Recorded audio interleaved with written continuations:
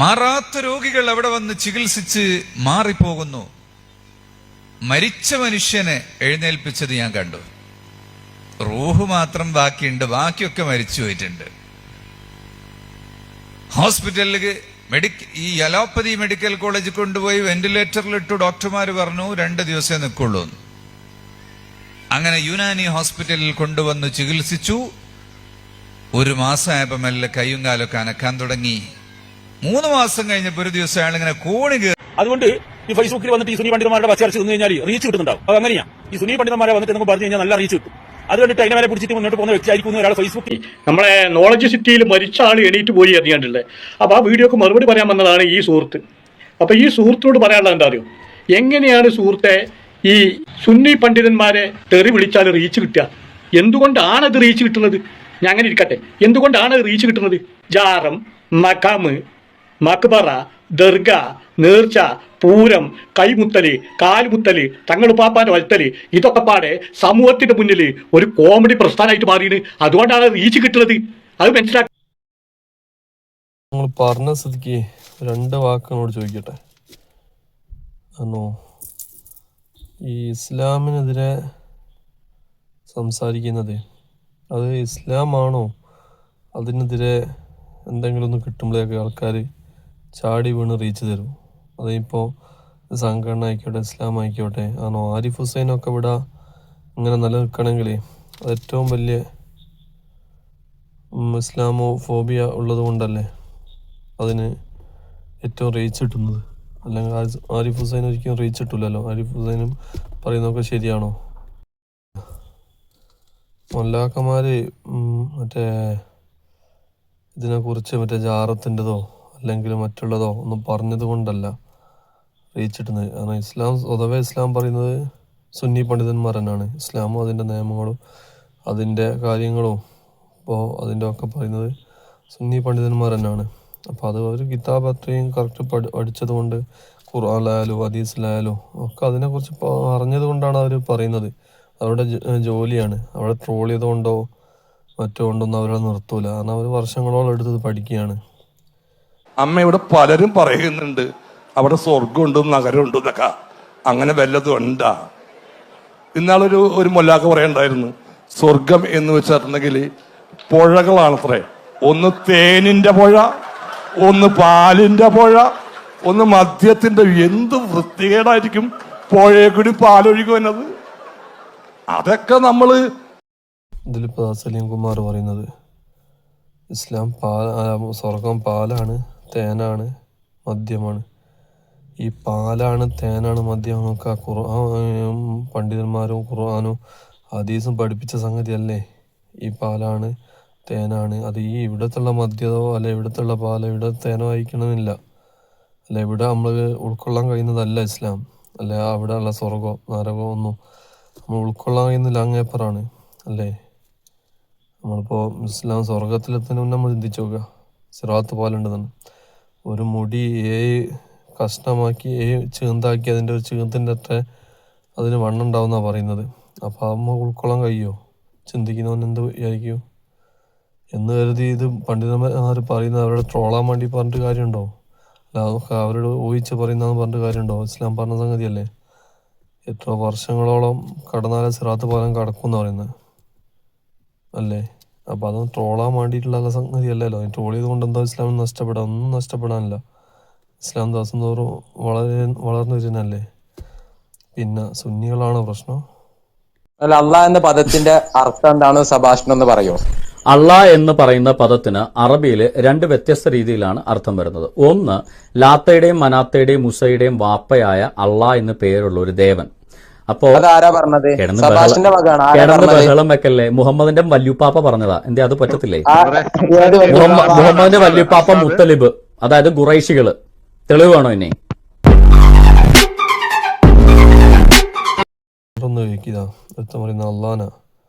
അള്ളാന്ന് പറഞ്ഞാൽ എന്താണ്? ഈ ലാത്ത ഉസ്സ ഇതൊക്കെ ആണോ? അതെന്താണ് സംഭവം? ഈ ലാത്ത ഉസ്സ എന്നൊക്കെ പറഞ്ഞാൽ പണ്ട് പ്രതിമകളുണ്ടാക്കിയ പേരല്ലേ, പ്രതിമകൾക്കിട്ട പേരല്ലേ. അത് അള്ളാന്റെ മക്കളാണോ? അപ്പം എന്തെങ്കിലും നമുക്ക് വെല്ലില്ലാത്ത നാവുകൊണ്ട് എന്തെങ്കിലും പറഞ്ഞത് കൊണ്ടോ ഒന്നും ഇസ്ലാം നഷ്ടപ്പെടാനില്ല. അല്ലെ അള്ളാനെ മുത്തുനബീനെ പൈചാരി കൊണ്ടൊന്നും നഷ്ടപ്പെടാനില്ല. അവർക്ക് തോന്നിയത് അവർ പറയാ പോവുക, അതല്ലാതെ അതിൽ കൂടുതൽ വേറൊന്നുമില്ലല്ലോ. അപ്പോൾ മൊത്തം ഇസ്ലാമിക് റാഡിക്കൽസിൽ നിന്ന് രക്ഷപ്പെടട്ടെ എന്ന് പറഞ്ഞപ്പോൾ വലിയ പരാതി. അപ്പോൾ ആ പരാതി എന്താണ്? ഇന്ത്യയെ പറഞ്ഞില്ല, ലോകം എന്ന് പറഞ്ഞില്ല എന്നുള്ളതാണ്. അപ്പോൾ ആ പരാതി നിന്ന് തീർക്കാന്നാണ് വിചാരിക്കുന്നത്. സോ നമ്മൾ വീണ്ടും ഇവിടെ വന്നിരിക്കുന്നത് ഇവിടെ. അപ്പോൾ പൊട്ടിക്കാൻ പോവാണ്. ഓക്കെ, യെസ്, പൊട്ടിച്ചു. ഇവിടെ ഭയങ്കര കാറ്റാണ്, അപ്പോൾ നമുക്ക് ഇങ്ങോട്ട് തിരിഞ്ഞു നിന്നിട്ട് വേണം ഊതാൻ. അപ്പോൾ ബിസ്മില്ലാഹിർ റഹ്മാനിർ റഹീം. ഇസ്ലാം തൊലയട്ടെ.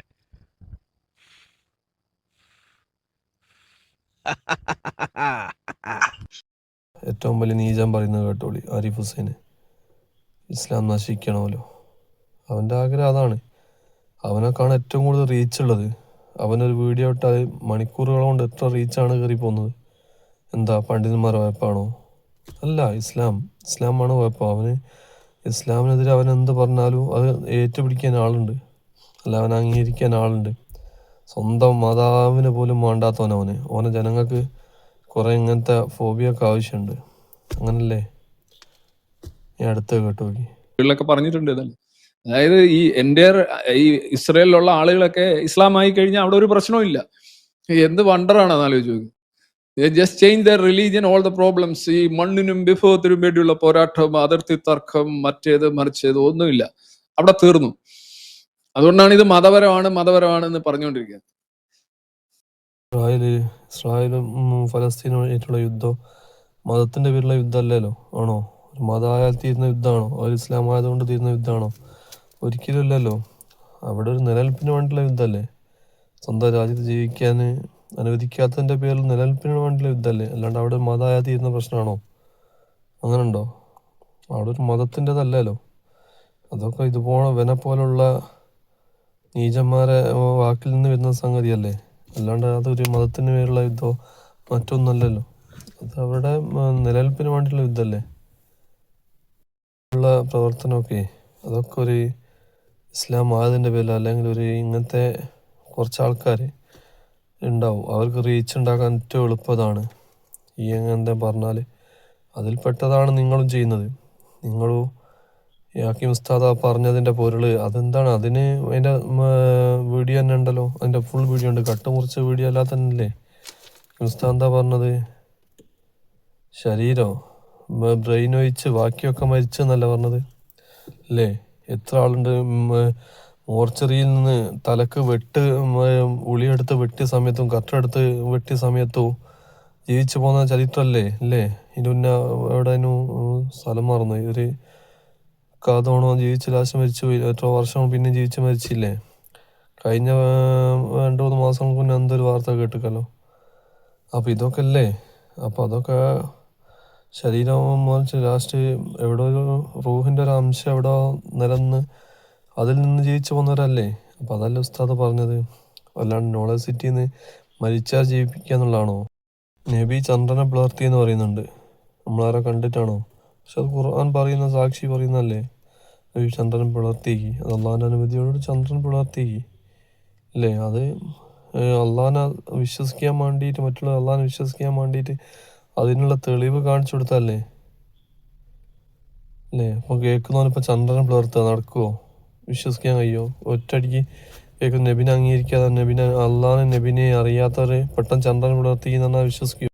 അവർ ചെയ്യുന്നതും നിങ്ങൾ ചെയ്യുന്നതും ഞാനിപ്പം വ്യൂസിന് വേണ്ടി ഞാൻ ചെയ്ത് കൂട്ടിയാലൊക്കെ അതിൻ്റെ പേരിൽ തന്നെ കാണാൻ കഴിയും. നമ്മൾ ദീനെ പറയുമ്പോൾ നമ്മൾ അതിനെ അങ്ങനത്തെ ട്രോള് വരുമ്പോൾ നമ്മൾ പ്രതികരിക്കലുണ്ട്. ഈ ആരിഫ് ഹുസൈൻ്റെതായാലും ആരതായാലും നമ്മൾ പ്രതികരിച്ചു. അത് നമ്മൾ വ്യൂസിന് വേണ്ടിയിട്ടൊന്നുമല്ല.